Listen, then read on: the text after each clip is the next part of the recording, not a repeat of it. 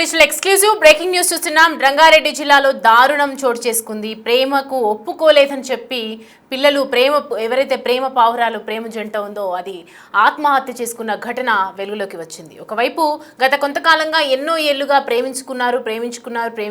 పెద్దలు ఒప్పించే ప్రయత్నం చేశారు. పెళ్లి చేసుకుంటామని చెప్పడం, పెద్దలని అడిగే క్రమంలో పెద్దలు ఎంతసేపటికి కూడా ఒప్పుకోకపోయేసరికి ప్రేమ జంట ఆత్మహత్య చేసుకుంది. బలవన్మరణానికి పాడుపడినటువంటి విషాదం కనిపిస్తుంది రంగారెడ్డి జిల్లాలో. సో మనం దానికి సంబంధించినటువంటి బ్రేకింగ్ చూస్తూ ఉన్నాము.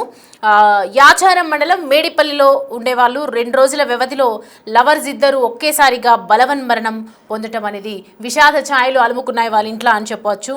అండ్ నిన్న తన ఇంట్లోనే ప్రియురాలు బలవంతంగా ఆత్మహత్య సూసైడ్ చేసుకోవడం జరిగింది. ఇవాళ ప్రియుడు మహేష్ సైతం సూసైడ్ చేసుకున్నారు. ఎవరైతే ఒకే గ్రామానికి చెందినటువంటి మహేష్ అమ్మాయి మధ్య గత కొంతకాలంగా ఇరువురి మధ్య ప్రేమ అనేది చిగురించింది. ప్రేమించుకున్నారు. ఎలాగైనా పెళ్లి చేసుకుందామని చెప్పడం, ఇద్దరం చేసుకుంటే పెద్దలు ఒప్పించుకొనే చేసుకుందామని చెప్పేసి ఇద్దరు నిశ్చయించుకున్న తర్వాత పెద్దలకు వాళ్ళ విషయం వెళ్ళి చెప్పగానే పెద్దలు నిరాకరించడం, దానికి ఎట్టి పరిస్థితుల్లో కూడా పెళ్లి చేసుకుంది. మరి ఏ ఇతర కారణాలు ఉన్నాయో తెలియదు, కానీ రకరకాల కారణాలు చూపించి ఇటు పెళ్లికి ఒప్పుకోమని చేయడం జరిగింది. ఆ తర్వాత పెళ్లికి ఒప్పుకొని ఇరువైపుల పెద్దలు ఇటు మనస్తాపంతో అమ్మాయి బలవన్మరణం పొందినట్లుగా అర్థమవుతుంది.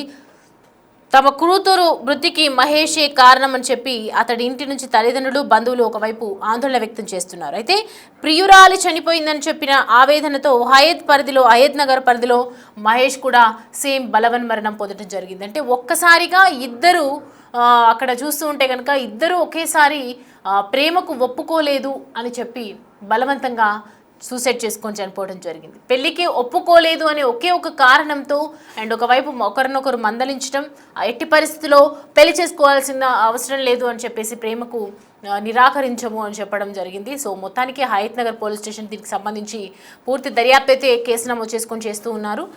వాళ్ళ తల్లిదండ్రులను, బంధువులను కూడా ఒకవైపు ఫిర్యాదు మేరకు ఒకవైపు ఆరా తీస్తున్నారు, ఇన్ఫర్మేషన్ గ్యాదర్ చేసే ప్రయత్నం కూడా చేస్తున్నారు. దీనికి సంబంధించి డీటెయిల్స్ అడిగి తెలుసుకుందాం. మా ప్రతినిధి దేవిక మనకి అందుబాటులో ఉన్నారు. దేవిక, అసలు ఏం జరిగింది? ప్రేమకు ఎందుకు ఒప్పుకోలేదు? ఎప్పటి నుంచి వీళ్ళ మధ్య ప్రేమ వ్యవహారం నడుస్తుంది? ఏంటి డీటెయిల్స్? వ్యవహారం అయితే నడుస్తున్నట్టుగా అయితే తెలుస్తుందని చెప్పొచ్చు. అయితే 17 ఏళ్ళలో ఉన్న పూజ ఉరి వేసుకుని ఒకసారిగా కనిపించడంతో తల్లిదండ్రులు మాత్రం ఒకసారిగా కన్నీరు మున్నీరు అవుతున్నారని చెప్పొచ్చు. వాళ్ళ ఇంట్లో కొన్నేళ్లుగా, అంటే వాళ్ళు ప్రేమించుకుంటున్నప్పటికీ వాళ్ళ ఇంట్లో తెలిసినప్పటికీ కూడా ముందంతా కూడా వద్దు, మీరు ముందు చదువు మీద ఇంట్రెస్ట్ పెట్టండి, ఆ తర్వాత మేమే పెళ్లి చేస్తామంటూ కూడా పూజ తల్లిదండ్రులు చెప్పినప్పటికీ కూడా పూజ వినిపించుకోకుండా తనతో పెళ్లి చేయాలని చెప్పి పట్టుపట్టడం, అలాగే ఫోన్లు మాట్లాడడం, ఎక్కడ ఇంటి పరువు తీస్తుందేమో అని చెప్పి పూజ తల్లిదండ్రులు ఇద్దరు కూడా తనకి వేరే సంబంధం అయితే చూడడం జరిగింది. చూసిన తరుణంలోనే ఇలా నాకు ఇష్టమైన పెళ్లి చేస్తున్నారు, ప్రేమించిన వ్యక్తిని ఎందుకు పెళ్లి చేసుకొని ఇవ్వట్లేదు అంటూ కూడా తనతో అనేక సార్లు కూడా తల్లిదండ్రులతో గొడవ కూడా పట్టడం జరిగింది. ఆ తరుణంలోనే తను ఉరేసుకొని మరీ ఆత్మహత్య చేసుకుందని చెప్పొచ్చు. ఆ తర్వాతనే ఈ విషయం తెలిసిన అబ్బాయి కూడా, ప్రేమించిన వ్యక్తి కూడా ఒక్కసారిగా ఈ విషయం తెలుసుకొని జీర్ణించుకోలేక అతను కూడా ఆత్మహత్య చేసుకున్నట్టుగా అయితే తెలుస్తుందని చెప్పొచ్చు. అతని పేరు కూడా మహేష్.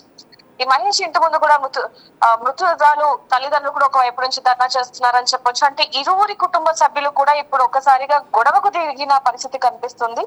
దీంతోనే హిమాయత్ నగర్ పోలీస్ స్టేషన్ లో అయితే దీనికి సంబంధించి కేసు కూడా నమోదైందని చెప్పొచ్చు.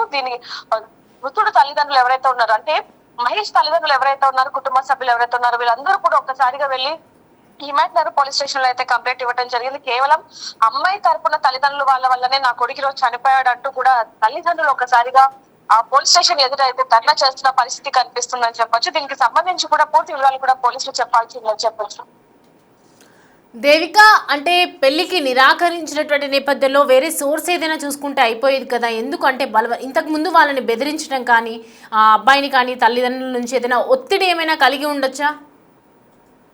దీనికి సంబంధించి కూడా మనం కుటుంబ సభ్యులతో మాట్లాడినప్పుడు వాళ్ళు ఒకటే మాట చెప్తున్నారు అని చెప్పొచ్చు. అంటే ఇద్దరు కూడా ఒకరినొకరు చనిపోవడానికి గల కారణం ఒక అమ్మాయి అంటే ఒక అమ్మాయి, ఇంకొక అమ్మాయి అంటే అంటే అబ్బాయి తరపున వాళ్ళేమో మా అమ్మాయి అని, అమ్మాయి తరపున వాళ్ళేమో అబ్బాయి అని చెప్పి ఇలా ఇరువురి కుటుంబ సభ్యులు కూడా గొడవకు దిగటం, అదే విధంగా పెట్రోల్ పోసుకొని చనిపోవడం అనేది అసలు చాలా దారుణ ఘటన అని చెప్పొచ్చు.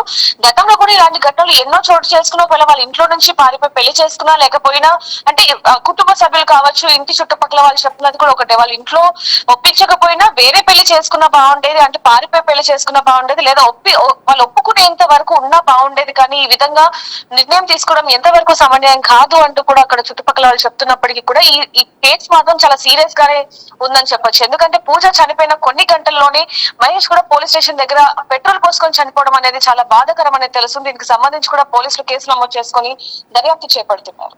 Right Devika, thanks for the updates. Right, చూసినాం కదా, ఒకవైపు 2 రోజుల వ్యవధిలోనే ఇదంతా ఈ ఘటన జరగడం కుటుంబ సభ్యులని కలిసివేస్తుంది, కుటుంబ సభ్యులని ఎంతో బాధాకరంగా లోపలికి తీసుకువెళ్తుందని చెప్పొచ్చు. అండ్ మొత్తానికి నిన్న తన ఇంట్లోనే ప్రియురాలేమో బలవంతంగా చనిపోయింది, మరోవైపు తన ప్రేమించినటువంటి ప్రేమికురాలు చనిపోయిందని తెలిసిన వెంటనే ఇటు ప్రేమికుడు కూడా తన ప్రాణాలను తీసుకున్నాడు. సో మొత్తానికి బంధువులు మనం చూస్తూ ఉన్నాము, విజువల్స్లో కూడా బంధువులందరూ పోలీస్ స్టేషన్కి అక్కడికి చేరుకొని ఆందోళన వ్యక్తం చేస్తున్నారు, ధర్నా వ్యక్తం చేస్తున్నారు. తన కూతురు కారణంగానే కొడుకు చనిపోయాడని, తన కొడుకు కారణంగానే కూతురు చనిపోయిందని, ఇట్లా ఒకరినొకరు తన మీద తన ఆరోపణలు వేసుకుంటున్నారే తప్ప ఎందుకు చనిపోయిందని చెప్పి ఆలోచించడం లేదు పరిస్థితులను చూస్తుంటే. ఎవరైనా ప్రేమించుకుని ఉంటుంటే ఖచ్చితంగా ప్రేమ కోసం ఇలా చావాల్సిన అవసరం లేదు. ప్రేమకి కాదు, ఇంకా లైఫ్ చాలా ఉంది, ఎన్నో రకాల దారులు కూడా ఉన్నాయి, ఏ రకంగా బతకొచ్చు అని చెప్పి ఒకవైపు నెటిజన్స్ కూడా కమెంట్స్ చేస్తున్నటువంటి పరిస్థితి. నిన్న ప్రియురాలు చనిపోయిందని ఈరోజు ప్రియుడు చనిపోవడం, ఇద్దరు కలిసి ఏదైనా చేసి బతకాలి అని అనుకోవాలి, కానీ ఇలా మాత్రం చేసి ఉండకూడదు అని చెప్పి ఇట్లా సోషల్ మీడియా వేదికగా కూడా కొన్ని కామెంట్స్ అయితే వినిపిస్తున్నాయి. మొత్తానికి రంగారెడ్డి జిల్లా యాచారం మండలంలో మేడిపల్లిలో విషాద ఛాయలు అలుముకున్నాయని చెప్పాలి. గ్రామస్తులు ఎంతోమంది కూడా ఆవేదన వ్యక్తం చేస్తున్నారు. చక్కగా చదువుకునే రోజుల్లో ఇలాంటి నిర్వాహకం ఎందుకు చేయాల్సి వచ్చింది, ప్రేమికులు నీ పెళ్లి మరే ఇతర కారణాలు ఉన్నప్పటికీ కూడా ఎందుకు ఫ్యామిలీ మెంబర్స్ దీన్ని యాక్సెప్ట్ చేయలేకపోయారు అనేది ఒకవైపు ఉత్పన్నమవుతున్నటువంటి ప్రశ్న. సో విషాద ప్రేమ అని చెప్పాలి, విషాదాంతంగా ముగిసిందని చెప్పాలి. ఎందుకంటే ప్రియుడు ప్రియురాలు ఒకే 2 రోజుల వ్యవధిలోనే ఇద్దరు ప్రేమికులు చనిపోవటం అనేది నిజంగా వాళ్ళ తల్లిదండ్రులకు కూడా ఇటు వీళ్ళ తల్లిదండ్రులకు కూడా పెద్ద మచ్చగా ఉండిపోతుంది. అంటే చిన్న చిన్న తప్పిదాల వల్ల ఇలా వాళ్ళ ప్రాణాలు బలిగొన్నటువంటి పరిస్థితి అయితే కనిపిస్తుంది. దీనికి సంబంధించి పోలీస్ స్టేషన్ ఎదుట బంధువులు అయితే తీవ్ర ఆవేదన వ్యక్తం చేస్తున్నారు, ధర్నా కూడా చేస్తున్నారు. అండ్ వీళ్ళిద్దరూ ప్రస్తుతం వీళ్ళకి సంబంధించి పోలీసులు ఇన్వెస్టిగేట్ చేసి దీనికి ఏమైనా తీర్పిస్తారా, మరి ఈ కేసు ఇంకా ఇలాగే కొనసాగుతుందా వేచి చూడాల్సిందే.